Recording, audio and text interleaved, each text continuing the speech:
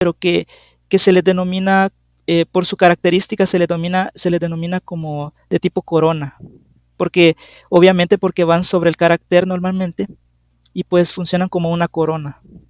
¿Verdad? Hay diferentes tipos de componentes, hay muy básicos. Está, por ejemplo, la gota, está, por ejemplo, el trazo de izquierda a derecha, está el de derecha a izquierda, está uno que cruza así, y etcétera. Hay más, y lo vamos a ver con más detenimiento cuando, cuando comencemos a conocer los caracteres. Por ahora solo tomemos la idea de que los componentes pueden tener un trazo, pueden tener dos trazos o incluso hasta tres trazos, pero que en general no tienen un significado. No les estamos asignando un significado, solamente son una unidad mínima para poder conformar posteriormente ya sea un radical o un carácter, como lo vamos a ver acá. Ahora, en cuanto a los radicales, por ahora debemos conocer o debemos saber que los radicales son como esa pieza principal que lleva todo carácter y que tiene una función. No están ahí por gusto, tienen una función. En el idioma chino, normalmente pueden tener una función fonética, aunque eso se ha perdido mucho porque no hay una regla muy precisa en cuanto a la fonética, en cuanto al sonido que puede tener un radical, pero normalmente un radical suele asumir un sonido repetido para diferentes caracteres. Es decir, si ese mismo radical está en diferentes caracteres, puede normalmente tener el mismo sonido o un sonido bastante parecido. Y eso lo vamos a ver también en otro momento. Por ahora conozcamos los radicales que pues son los más comunes, ¿verdad? Y está, por ejemplo, el radical de, veamos, el de persona.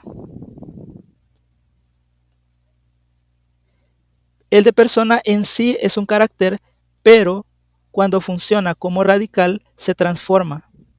Y este es pues el radical de persona ya modificado y que en todo carácter pues ya debe llevar esta forma estilizada. Y con este podemos formar muchos tipos de caracteres. ¿Verdad? Esta es como una marca que tiene una función fonética y la otra función que no he mencionado es que puede también tener una función significativa o una función de significado, o sea, una función de a qué se refiere el carácter. Normalmente los caracteres que comienzan con este radical de persona hacen alusión a eso, a las personas, hacen alusión a ciertos conjuntos de objetos. Ahora, normalmente está este otro carácter, el de agua, y cuando viene a utilizarse como radical dentro de un carácter, pues se transforma en una forma más simple. Y lo vamos a ver así como está acá en los caracteres en los cuales está conformado. Y normalmente las palabras que contienen el radical de agua son alusivos o están relacionados a cosas que tienen que ver precisamente con eso, como el mar, los ríos, lagos, puede ser, cosas que están relacionadas a lo acuático. Entonces, eso nos da una pista de qué significado puede tener un carácter, aunque en realidad no sepamos de qué se trata, pero sí tener una idea de a qué hace referencia. Y estos son algunos ejemplos nada más. ¿Verdad? Hay otros que, por ejemplo, tenemos el radical de... Vamos a ver otro radical por acá. Está el radical de tierra. Y este radical, cuando se funciona como componente, como un elemento dentro de un carácter, pues toma esta forma. Normalmente lo vamos a ver en esta forma, un poquito como modificado, ¿verdad? A veces las variantes no son muy grandes, ¿verdad? A veces los cambios son pequeños, a veces el carácter se transforma de una forma rotunda, rotundamente diferente, ¿verdad? Otro que podemos ver es el de mujer. Este es otro radical que se utiliza mucho, el de mujer.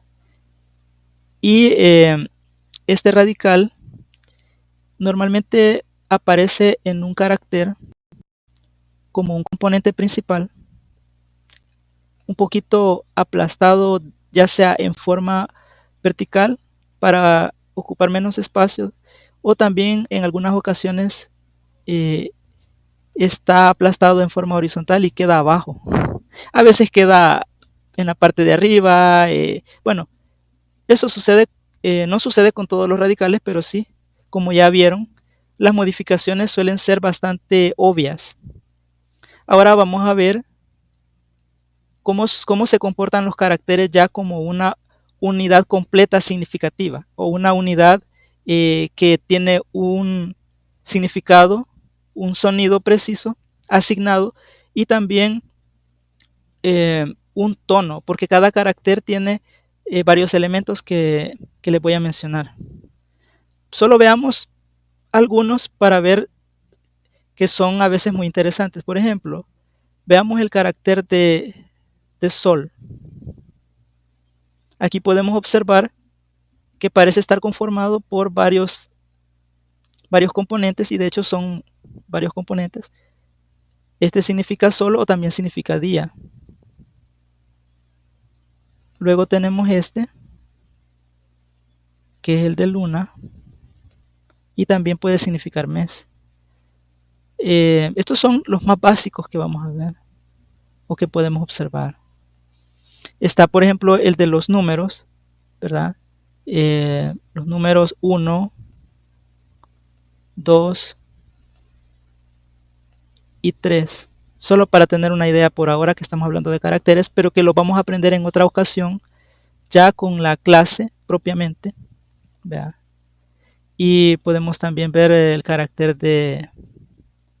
Pues hay muchos caracteres que son muy antiguos y que son los básicos con los que se inició la escritura en chino. ¿Verdad? Está, por ejemplo, el carácter de... Veamos. El carácter muy interesante que es el de ojo.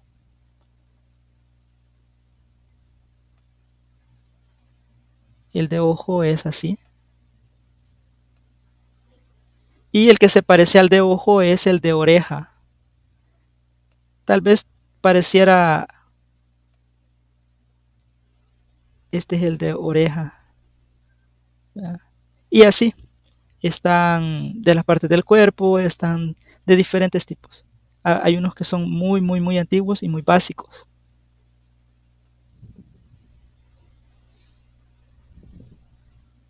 Luego que ya conocimos pues lo referente a la escritura, ahora vamos a ver lo siguiente.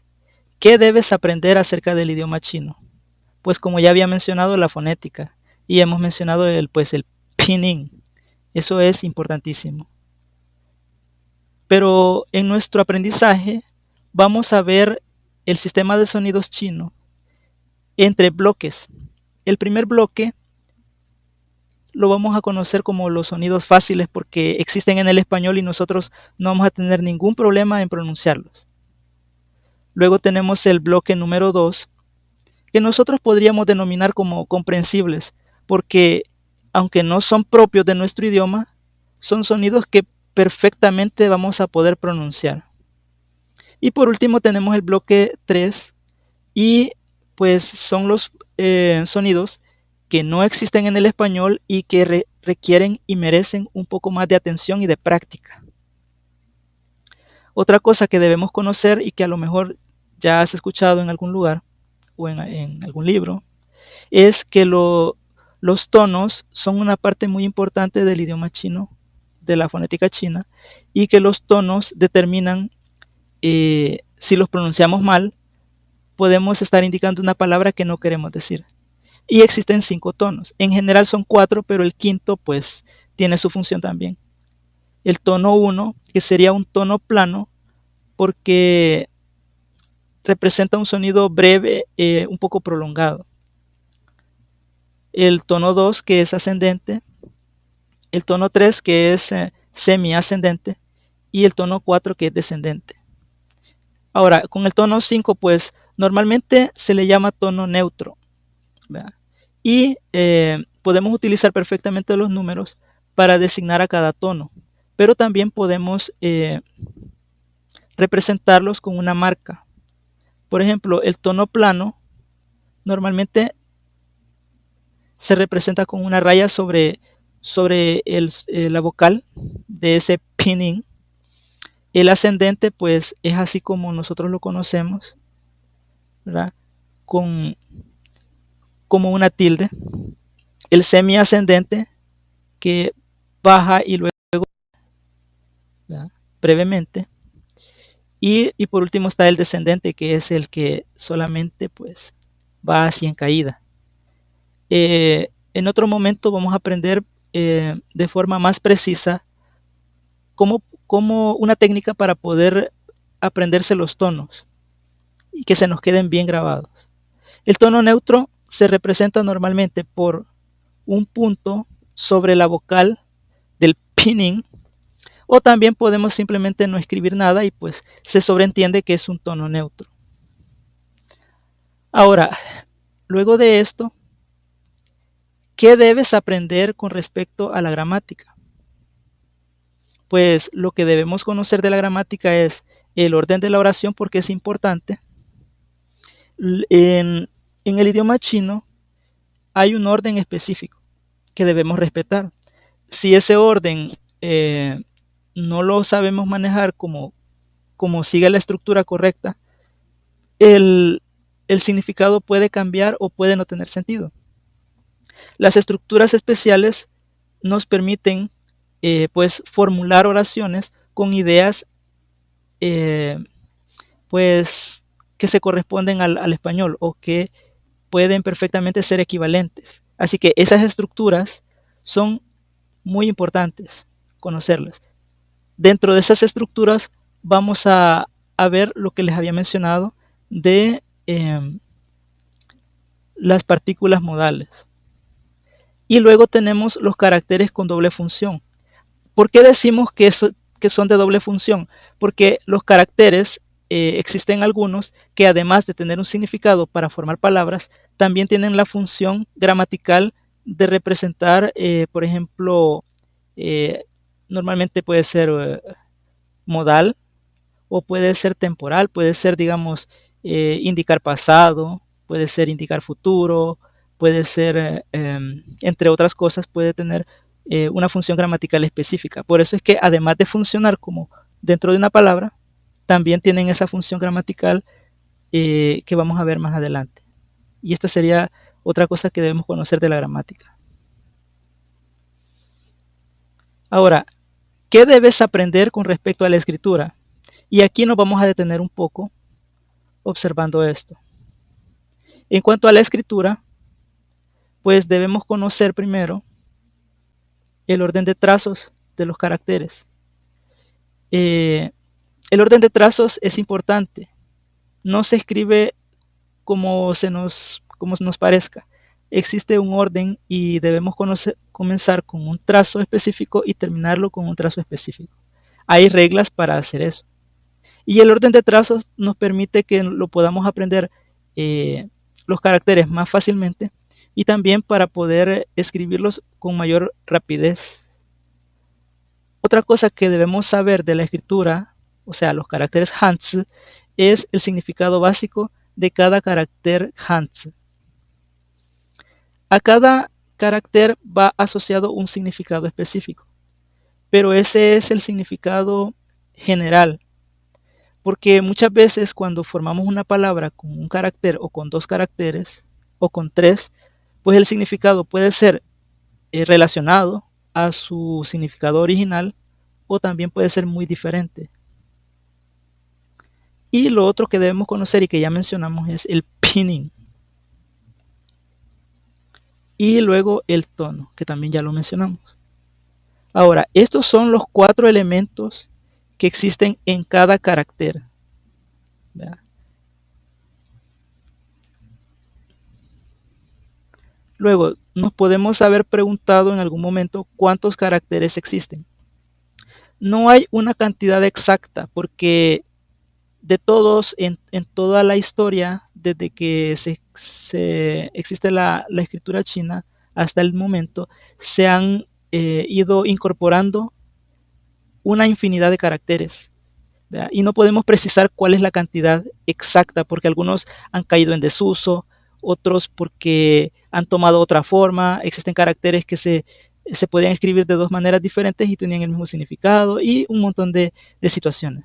Así que en general existen más de 50.000 caracteres, de los cuales se utilizan alrededor de 3.000 para la comunicación escrita cotidiana. Eso quiere decir de que normalmente los chinos manejan esa cantidad de 3.000 caracteres en su forma hablada y escrita. Pero eso no es una regla. Probablemente algunos pues utilizan menos de esos caracteres. En general anda entre 2.500 a 3.000 caracteres para una comunicación cotidiana. Y de esos 3.000 caracteres es esencial aprender por lo menos 1.000 de ellos para leer cualquier revista, periódico o libros de contenido general en chino.